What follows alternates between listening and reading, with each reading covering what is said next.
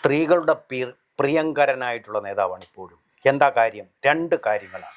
അദ്ദേഹം കംപ്ലീറ്റ് മദ്യനിരോധനം നടപ്പാക്കിക്കൊണ്ടിരിക്കുന്നു. രണ്ടാമത്തെ കാര്യം എന്ന് പറയുന്നത് അദ്ദേഹം പിന്നോക്കക്കാരനായിട്ടുള്ളൊരു മുഖ്യമന്ത്രിയാണ്.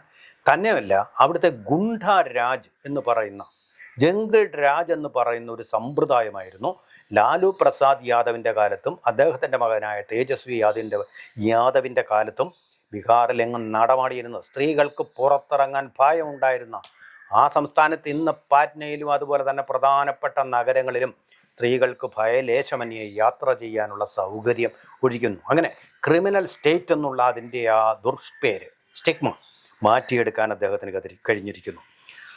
അതുപോലെ തന്നെ പ്രധാനപ്പെട്ട ഒരു കാര്യം, ഇവിടെ വലിയ പ്രചാരണം നടത്തിയ സ്റ്റേറ്റ് പിടിച്ചടക്കുമെന്നൊക്കെ വിചാരമുണ്ടായിരുന്ന കോൺഗ്രസ് 70 സീറ്റുകളിൽ ആളെ നിർത്തിയിട്ടും അവർക്ക് കിട്ടിയത് 10-ൽ താഴെയാണ്, സിംഗിൾ ഡിജിറ്റിലാണ് അവർക്ക് കിട്ടിയ വോട്ട് ഷെയർ എന്ന് പറയുന്നത്. സീറ്റല്ല, 9.48% മാത്രം.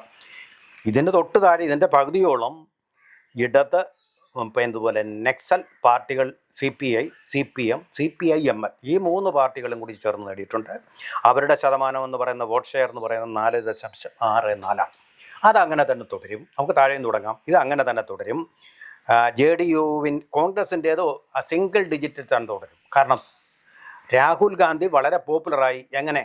അദ്ദേഹം മോദിക്കെതിരെയും അദ്ദേഹത്തിൻ്റെ വോട്ട് ചോരിക്കെതിരെയും ഒക്കെ വളരെ വാചാലനായിട്ടുള്ള യോഗങ്ങൾ നടത്തിയിട്ടുണ്ട്. പക്ഷേ അദ്ദേഹം പോയിട്ടുള്ളത് മുസ്ലിം ഏരിയകളിൽ കൂടിയാണ്. ഈ മുസ്ലിം വോട്ടുകൾ അവിടെ കിട്ടുന്നത് കോൺഗ്രസിനല്ല, RJDക്കാണ്. അങ്ങനെയാണ് വോട്ട് ശതമാനം കോൺഗ്രസിന് കഴിഞ്ഞ പ്രാവശ്യം 9.48-ഉം RJDക്ക് 23.11. അത് അതുപോലെ തന്നെ തുടരും. അതിൽ കൂടാനൊരു സാധ്യതയും കാണുന്നില്ല.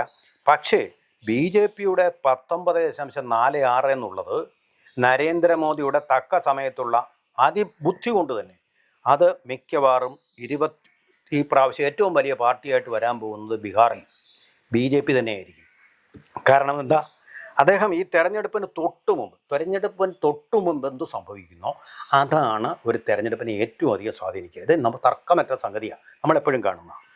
അതായത് അദ്ദേഹം കൊടുത്ത സംഭാവന എന്ന് പറയുന്നത് അവിടുത്തെ 75 ലക്ഷം പേർക്ക് 10,000 രൂപ വീതം സ്ത്രീകൾക്ക് അവരുടെ അക്കൗണ്ടിലേക്ക് കിട്ടുന്ന ഒരു സമ്പ്രദായം ഏർപ്പെട്ടു. അതുപോലെ തന്നെ JDU മുഖ്യമന്ത്രിയായിട്ടുള്ള നിതീഷ് കുമാർ 25 ലക്ഷം സ്ത്രീകൾക്ക് 10,000 രൂപ അക്കൗണ്ടിലേക്ക് ചേർത്തു.